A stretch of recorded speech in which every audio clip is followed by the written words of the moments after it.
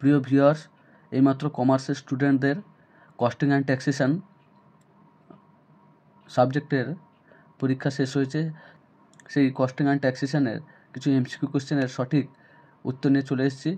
ভিডিওটা লাস্ট অবধি দেখো এবং ভিডিও ভালো লাগলে অবশ্যই লাইক কমেন্ট শেয়ার করবে এবং চ্যানেলে নতুন হয়ে থাকলে অবশ্যই চ্যানেলটিকে সাবস্ক্রাইব করে পাশে থাকা বেল আইকনটি প্রেস করে রাখবে। চলো ভিডিওটা শুরু করছি। প্রথম যে প্রশ্ন আছে, যে নথির উপর ভিত্তি করে মজুদ ভাণ্ডার থেকে কাঁচামাল বিলির ব্যবস্থা করা হয় তা হলো কাঁচামালের জাজনপত্র। কাঁচামালের জাজনপত্র অপশান বি। তারপরে আছে কাঁচামালের প্রারম্ভিক জের 50 একক 4 টাকা ক্রয় প্রতি 6 টাকা দরে 100 একক বিলি করা হয়েছে। FIFO পদ্ধতি অনুসারে অন্তিম সম্ভারের মূল্য কত হবে? 300 টাকা। Option C.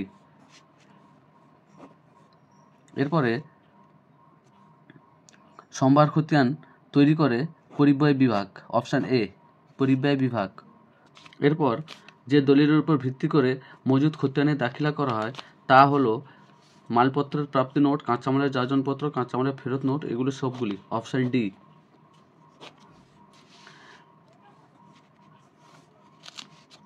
তারপর ঘন্টা প্রতি মজুরের হার 30 টাকা। এক একক পণ্য উৎপাদনে 5 মিনিট লাগলে একক প্রতি মজুরের হার কত হবে? এটা হবে অপশান এ 2.5 টাকা। তারপরে ঘন্টা প্রতি মজুরের হার 80 টাকা। মানক উৎপাদনের পরিমাণ ঘন্টায় 4 একক। কোনো শ্রমিক কোনো নির্দিষ্ট দিনে 50 একক পণ্য উৎপাদন করলে সরল পরিমাণ ভিত্তিক মজুর হার পদ্ধতিতে তার মোট মজুরি পরিমাণ কত হবে? 1000 টাকা হবে। অপশান সি 1000 টাকা। এরপর একজন শ্রমিককে একটি কাজ করার জন্য 4 ঘন্টা সময় দেওয়া হলে কাজটি সে 10 ঘন্টা শেষ করলো, তার কর্মদক্ষতার স্তর কত? 80%। Option B 80%।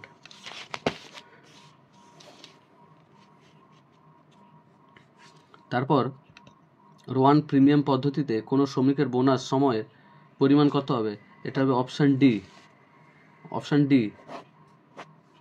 তারপরে কারখানার প্রবেশদ্বার থেকে নিজ নিজ কাজের বিভাগে পৌঁছাতে যে সময় নষ্ট হয় তাকে কি বলে? তাকে স্বাভাবিক অলস সময় বলে।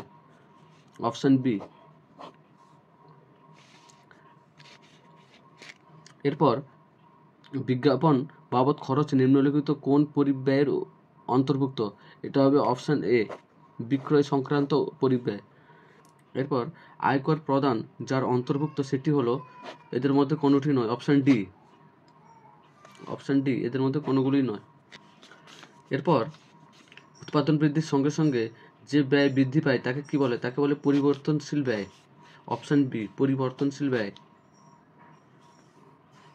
এরপরে কলকাতায় একটি গৃহ সম্পত্তির মোট পৌরমূল্য 75,000 টাকা। পৌরকর 15% হলে পৌরকরের পরিমাণ কত হবে? এটা হবে 10,125 টাকা। Option C.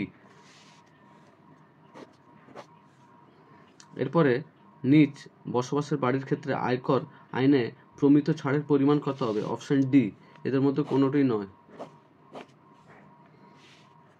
আয়কর আইন 1961-তে গৃহ সম্পত্তি থেকে আয় সম্পর্কে আলোচিত হয়েছে। এটা হবে অপশান সি 22 থেকে 27 ধারা। এরপরে কোনো একটি বাড়ির পৌরমূল্য 72,000 টাকা, ন্যায্য ভাড়া 75,000 টাকা এবং মানক ভাড়া 85,000 টাকা হলে বাড়িটির ন্যায়সঙ্গত প্রত্যাশিত ভাড়া হবে 75,000 টাকা। Option A.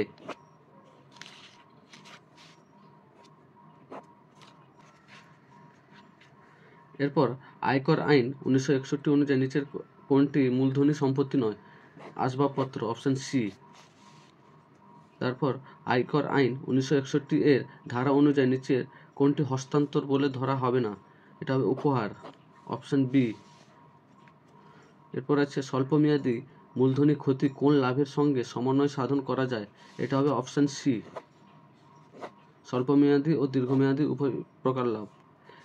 এরপর আছে অলংকার এর মধ্যে পড়ে না। এটা হবে অপশান এ 7% স্বর্ণ ঋণপত্র 1980। বিদেশি কোম্পানি থেকে প্রাপ্ত লাভ্যাংশ যে খাতে করযোগ্য তা হলো অপশান বি অন্যান্য উৎস থেকে আয়। তারপর আয়কর আইনে কোন ধারা অনুসারে কোনো আয় অন্যান্য উৎস থেকে আয় খাতে করযোগ্য হবে? ধারা 56, অপশান এ। তারপর ভারতীয় কোম্পানি এবং বিদেশি কোম্পানি থেকে প্রাপ্ত লাভ্যাংশের পরিমাণ যথাক্রমে 20,000 টাকা ও 25,000 টাকা হলে করযোগ্য লাভ্যাংশের পরিমাণ কত হবে? এটা হবে অপশান সি 45,000 টাকা। তারপর ঘোড় দৌড় থেকে আয়ের ক্ষেত্রে ছাড়ের সর্বোচ্চ সীমা হলো অপশান ডি।